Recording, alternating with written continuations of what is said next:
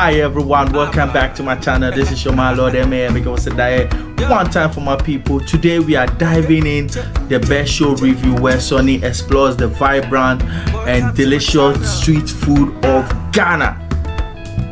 I'm so glad to share this with you. Let's go into the video and I'll see you. But don't forget to subscribe, share to your friend, tell a friend to tell a friend. The Lord is here. We're in West Africa's biggest market. It's called Makola, and they have some of the cheapest street food you'll find anywhere in Africa. I'm here in search of Africa's most extreme street food. Is this a pretty gamey dish? So Sonny kickstart everything from the street of Accra. You know, this is a bustling city. If you are in Accra, Charlie, the energy over there wouldn't be easy, but this is a busy street. Turkey tails, a food that's actually illegal in Ghana. To spot someone selling it, you need a sharp eye. Here, illegal or not, the food is always on the march, constantly in motion, skillfully carried on the heads of these hawkers. Whoa, this is a bustling street of Accra, man. So Sonny kickstart this from the street of Accra. Look at the energy of the place. Everybody is busy carrying something. They are hustling, Charlie. Africa is just a hustling field, my God. Always moving, appearing, then disappearing in a flash. Luckily, I'm with Chi-Chi, a social media personality, restaurant owner, and a food lover who can sniff out any hidden treat here in Ghana. We're starting our tour with a food that's illegal. Exactly. Meanwhile, there's a woman here with a glass case proudly and clearly displaying turkey tails to the world. Yeah. How does that work? It's illegal food, but nobody cares. They just, you know, people eat it. But I have never tried it before. Yeah, if I go back to Ghana, Charlie, guys, I'll take you guys everywhere, show you guys places, so that you can get a feel of Ghana. So that if you want to visit, you can visit. I will go to Cote d'Ivoire, Togo. I'll go to certain places in Africa and show you places. So Charlie, guys, be here. Let's go. It's a delicacy in Ghana. We call it chofi because of it being turkey tails, and actually it has so much fat. So it's banned, but people still eat it in public and no one gets arrested. So in 1999, the government declared all poultry products above 15% fat to be banned. Meanwhile, turkey tails consist of nearly 45% fat, but rules that aren't enforced aren't always followed. Are you happy that it's illegal so it scares away your competition from also selling turkey tails? Now the turkey tail is a forbidden food with the scarlet letter F, one that this woman turns into golden treasures that dozens dine on daily. yeah. So it's good that it's illegal. I mean, it's good for business. I'll arrest this lady. Why are you selling illegal stuff, man? Crazy. It's good for business. Let's go for it. Oh, I feel naughty. Cheers. Cheers. Oh yeah, some part of it tastes like greasy fried chicken. It's very oily. It's almost just pure fat with skin on the outside that's been fried, so it's a little bit crispy or more tough than the rest of the bite. I like that. Are you making this at home? Oh, so she made it at home, Charlie. Chofi, chofi, chofi. We call it chofi. She said she makes it at home. Tell me a little bit about this preparation. First, you blend habanero peppers, garlic, onion, ginger, and steam it all together. And after, you deep fry it. Super simple, straightforward, and illegal. This is Makola Market, right? This is where everything happens, and it's so busy. If you come to Ghana and you don't visit Makola, you didn't see what the central part of Ghana is all about.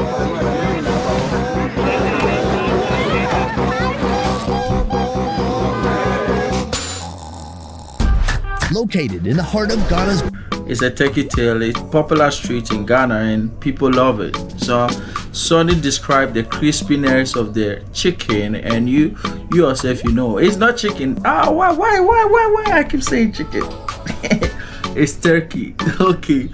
So outside the juicy, and you know, you love it. You love it. I want to try this food. bustling capital of Accra, you'll find Makola, one of West Africa's biggest open-air markets. From the crack of dawn until the sun sets, this place hums with the rhythm of commercial activity and trade, teeming with energy, colors, and sounds. Generously offered. So have you guys tried chofi before? If you have, comment down below, let me know. Let me be your friend. an overwhelming sensory overload at every turn. It's the place you can get anything you can think of. When you look around, you can see clothes, you can see sports stuff, you can see saucepans, you can see food, and everything is on a wholesale price here. Today we're here for the food. What can we expect to find? You can find a wide variety of things. From kenke, which is made from kondo, to jollof rice, to TZ, to beans. We call it gobe. You know, let's say Makola is one of the biggest markets, let's say Accra. This place is a food paradise where, Charlie, you can get different variety of foods like the wache, like the benku, like the kukunte, like the fufu, like the apetie, like the ampesie. Like we have different food from different tribes. So that is where you can get your special gobe. You know, gobe is a beans, and let's go into the food. Street food scene here is where convenience meets complexity. You'll find everything from head-carry delights all the way to proper food stalls, serving up more intricate dishes that demand time, attention, and love. Like this, an iconic hand-eaten stew where every bit of the cow's remnants are brought to life. This part we call the tao. But then what's this? The battery. We'll be trying it soon. But first, drowning in gasoline, a calorie bomb that fuels locals for just pennies. And this time, it's actually legal. First of all, the name is unique. It's a combination of letters and a number. Yes. It combines gari, oil, beans, and egg. And yes, the name is an acronym to Majority of the time, the people use red oil. So red oil is like a palm oil from the palm tree or the palm kernel. You know, so the palm they get it from the palm, so that is why it's a palm oil. That's why it's red like that. derived from its key ingredients. Okay, we skipped over the gari part. Who's that guy? It's crispy cassava, like cassava flakes. It makes it much more heavier and condensed. So when you add the gari, trust me, you can go hours and you still feel full up. You ever eat this before clubbing? Here's how it's made. Soak beans overnight and boil until they soften up. Do you know what kind of beans these are? Black eye. Like eyed peas? Yeah. Like the bend? Dish up the beans, then the gari. Then add palm oil and mix it all together. You know, this food, the hustlers on the street, Charlie, people who are hustling and they feel like, Charlie, they are hungry, they just get some gobe, they add more gari. Charlie, the more gari you add, the more your stomach will be full, you know, Charlie.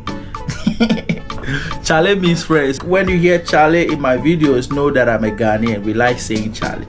Now for the toppings. At least one hard-boiled egg is a must. But if you need more fuel, there's nothing wrong with adding some slices of fried plantain. Now that looks delicious, but before we try it, a quick word from the sponsor of this video, BetterHelp.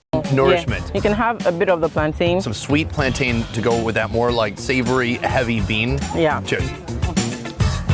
That's good. And we have some egg. We love eggs. All right. Egg's good, but I think the sweet plantain mixed with some of that savory, super heavy bean with the oil in there too. It's a nice combination. So far we've just had barely a taste of Ghanaian food. But I guess my big question as we're getting into the day is, how is Ghanaian food different from other countries? Ghanaian food to me is so broad and so versatile that it's unending. Because of the number of regions we have 16 now, that is different cultural groups, and each ethnicity has a different kind of food that goes on. But one thing I can say is Ghanaian food is highly dominated of carbs. Let's say 60% of the food being carbs. If you feed a Ghanaian and the carbs are missing or there's not a lot on the plate, then something is missing. The various staple carbohydrates of Ghana include beans, cassava, plantains, yams, corn flour, and rice. We like our food spicy. We want to taste the flavors of the spice. You wouldn't have a soup or a stew in Ghana where ginger, garlic, or onion is missing. No. Hey, if you give me food without ginger, onion, and garlic, hey, that is not food for me.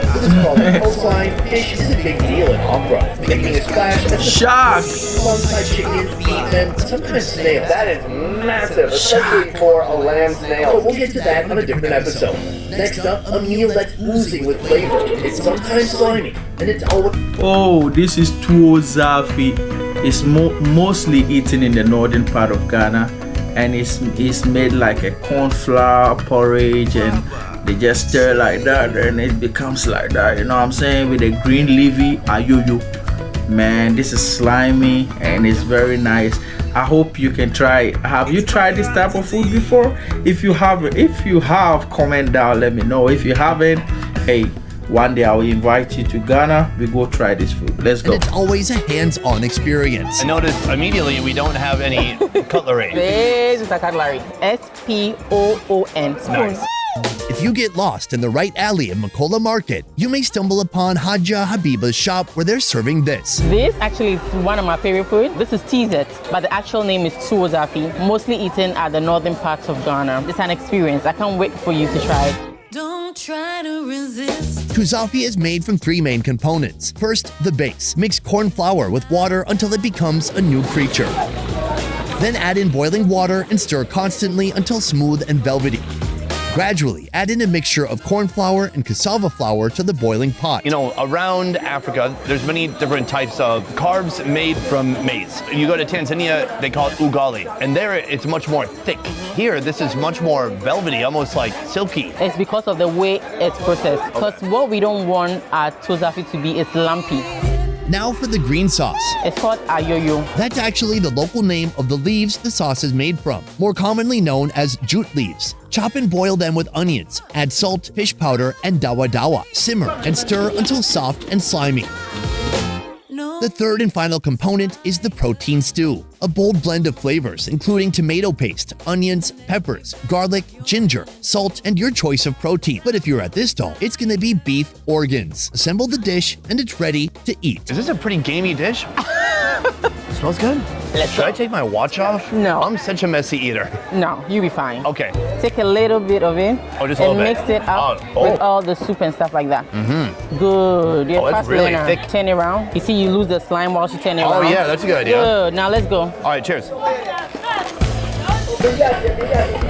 I love the way Sonny is eating the food and giving his honest opinion. That's why I love his shows. You know what I'm saying? Because he don't fake. He just say it as it is. You know what I'm saying? Oh, that's good. It's such a deep flavor. It's spicy. There's something in there that tastes charred or burned. It's habanero pepper. That's good. This is such a new food for me. I don't know what to compare this to except for maybe a finely mashed potato.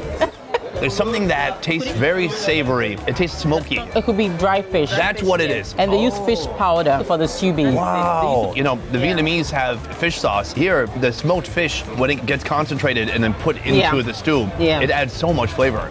All right, enough talk about that. Let's get into these organs. I got a lot of stomach. This part we call the towel. It feels like a towel. Oh, yeah. right. I have goat liver. You want some towel? Cheers.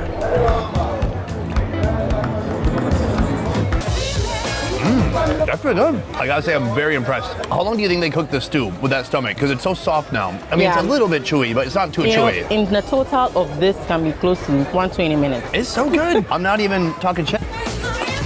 When I'm eating this part of the animal, honestly, it's 50-50 that it's gonna be good. And it depends on, usually I feel like I can eat this right now. I'm hungry. These guys are making me hungry. the preparation. Here, they absolutely know what they're doing. Do you know how much this costs? This is $1.5 approximately. That's wild. Charlie, you have $1.5. You're gonna enjoy this whole meal whole day. So insanely affordable. So you're doing social media and you own a restaurant. Yes. Which one is more fun? Oh, this is hard. I'll say the one that I talk about food because it's not just my food, but what other people cook as well. Because once it's good food, I want to talk about it. From a determined childhood dream to a thriving reality today, Chi-Chi's going strong, running 3 restaurants with a thriving catering service at the same time. But now, her sights are set on an even bigger mission, putting Ghanaian food on the world map. How well does the street food of Ghana represent the food of Ghana in general? I mean, food is an art. There's no one way to food. But if you want the indigenous way it's done and how it's been preserved over the years, then street food is a reliable place.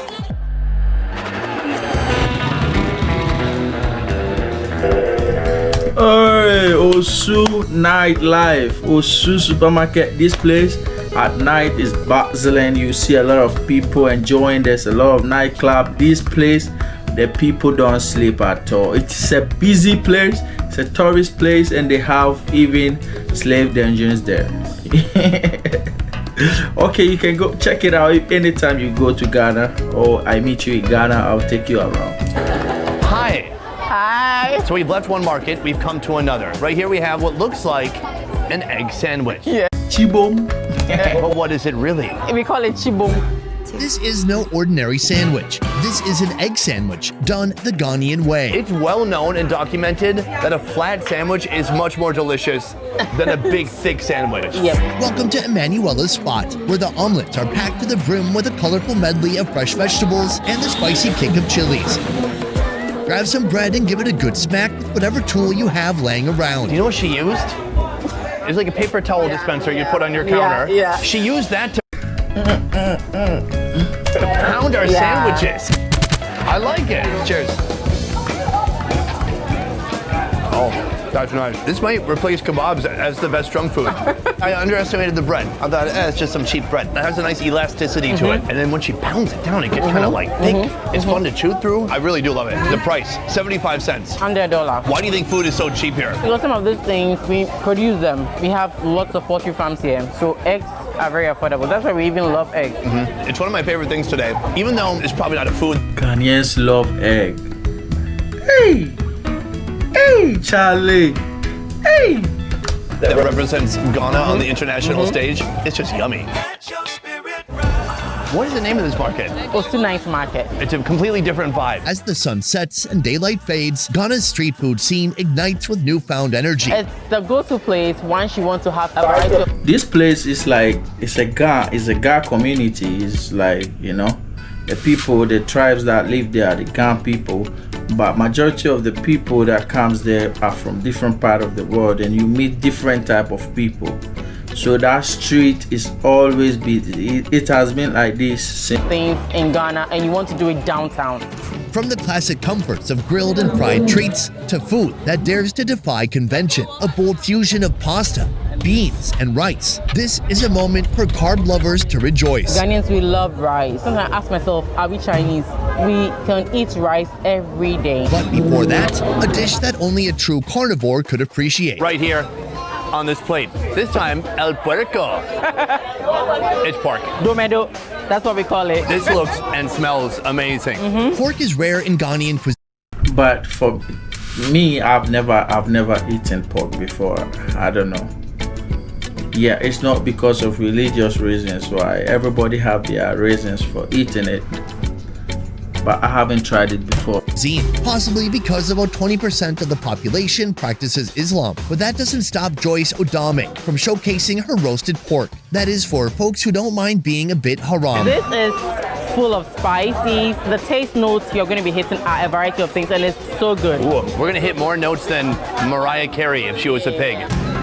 Domedo is usually smoked in a clay oven then fried upon ordering, but its magic comes from its spice. Marinated with ginger, garlic, onion, chili peppers, and a hint of aromatic cloves and cinnamon. When the domedo is dished up, it's showered with a spice blend including dried cayenne pepper, salt, ginger, ground peanuts, rosemary, and onion powder. Today we've eaten with so many utensils. Hands, spoons, toothpicks. Now, is there a part of the pig that you prefer? Because I saw this stall earlier, and there's just a whole half of a pig head on top of everything. Is that a pretty prized part? That's the selling point, so that you know that this is what they are selling. Because not everyone eats pork. They could just write it on It's good she cleared that out. the menu, but no, let's go with the animal head. Yeah, visuals. The visual. Yes. Cheers. Cheers.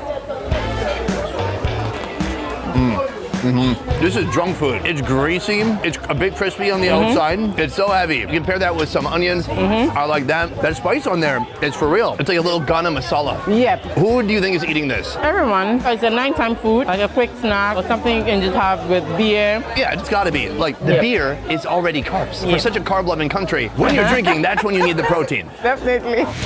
At last, it's time for the final showdown. An absolute food mountain that sits Hey, this is wachi rice and beans with salad. Charlie, I've been eating this every morning when I was in Ghana, man. Every morning I wake up, I'll go and buy my wachi special, add some shito, the black one. The shito is like a stew they put on top, and they add some of the, you know what I'm saying, the talia, the macaroni, upon a leaf. The locals call it shinkafa, and you can find it here. Shinkafa is the Hausa word for wachi. And wachi is also a Hausa, right? Shinkafa is a Hausa.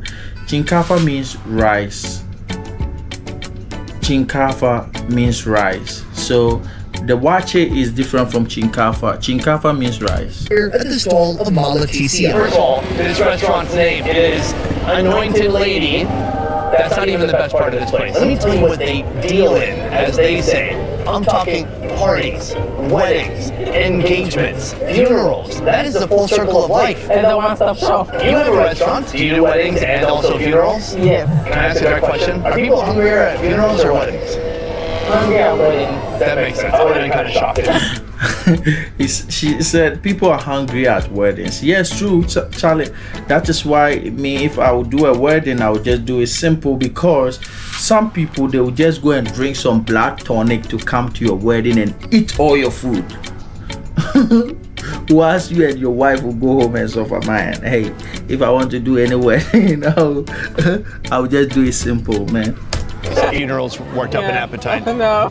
Alas, our final meal, and it's a big one. This is every food from Ghana. The climax. Yes. Here's how it's made. On a leafy plate, fluffy, perfectly steamed rice forms the base. You can even throw in some boiled red-eyed peas and pasta. To tie all the carbs together, top it with a rich beef stew boasting meat, tender cow skin, and a flavor pop, coming from habanero peppers, ginger, garlic, onions, thyme, and a touch of salt. Would it be fair to say never doubt Africans' abilities to put spaghetti into random stuff? Never. So there's kind of the sauce from the stew, and that kind of becomes our spaghetti sauce. Mix it all up. I think we work our way up to the beef chunks. There's beans, a little bit of lettuce, habanero. Cheers. Ready? Oh wow, that's complicated. Heat, a lot of salt, savoriness, something like black licorice in there, just a hint of Yeah, maybe just because they really overcook the stew for a long period of time just to get this. Yeah, if the person cook it, overcook it, everyone's watch it tastes different. You know what I'm saying? When you try, some people their own is smooth, some is, some is. And to get it to last, and it can last for 2 days without going bad because of the way it's prepped. Also, there's a load of salt in there. Yes. It's very salty, but this is super delicious. All right, so right here, I got a big old piece of pork skin. Now, here's a question I have. In the U.S., every beef cut has a name. What would you call that?